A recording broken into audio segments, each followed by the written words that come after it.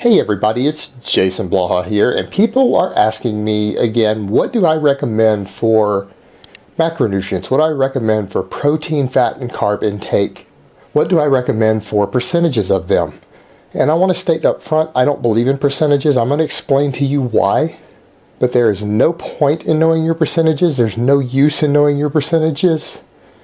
And it simply adds additional math to your work that serves no purpose other than to confuse the fuck out of you. And here's why.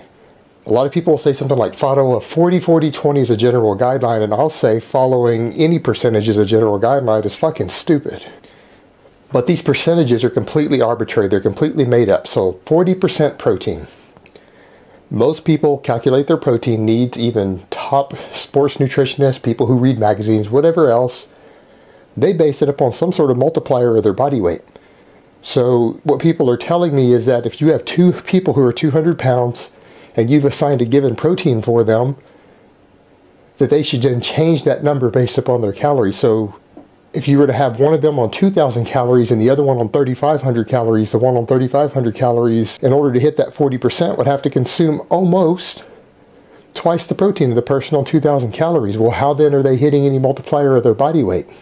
If you were to assign a number like 200 grams of protein, that would be 40% at 2,000 calories, but it's nowhere near 40% at 3,500. It's not even 30%. So it's just ridiculous. There's no point in doing that. And even worse, most of the information out there says you probably want to increase protein when you're cutting, but if calories are going down, then the percentage is going to go up even faster. So there's just no point in that. Anyone giving you percentages as some sort of guideline is just making this bullshit up. Now, what I recommend for numbers, and a lot of people are going to dislike my numbers, but as I've said in the last couple of videos, protein intakes have been vastly misrepresented in the fitness world. Most sports nutritionists are going to tell you that strength training athletes need somewhere between 1 and 1.6 grams of protein per kilo of body weight.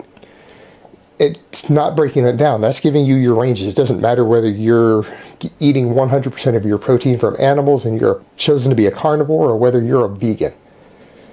Those are still your ranges. That's your protein numbers. And I know that's going to sound low because for someone like me who's close to 100 kilos as a powerlifter, that means 100 to 160 grams. That is what the experts say that I need to gain muscle and strength at an appreciable rate. My fat numbers apply only to non-drug using people or people who cycle on and off their drugs. It doesn't apply to people who blast and cruise year round. For fat intake, you want approximately 0.65 to 0.75 grams of fat per kilo of body weight.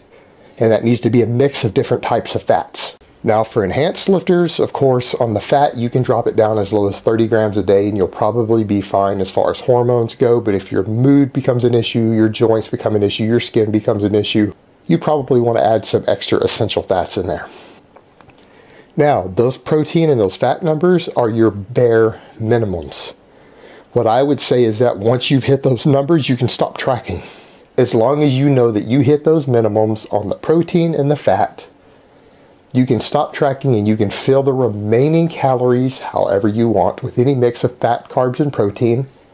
I would advise for athletes that you lean towards carbs.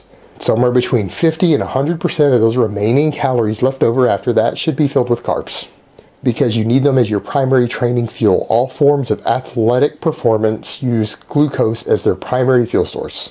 But there you have it. That is my breakdown on what I recommend for macros. And again, as you can see, I only recommend hitting certain minimums, filling whatever's left however you want with a leaning towards carbs. I don't believe in strict macro numbers unless you are in the final stages of bodybuilding contest prep, which comprises far less than 1% of all people who train seriously. And in which case, if you're in contest prep, you need to be hiring a coach anyways, not getting your advice off YouTube. So therefore, this video is useful for all of my audience.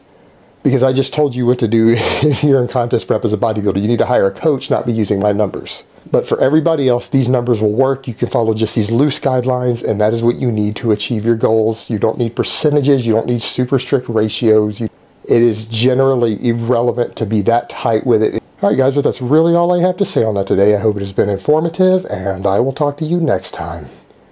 But let me give you guys a bicep shot before I go.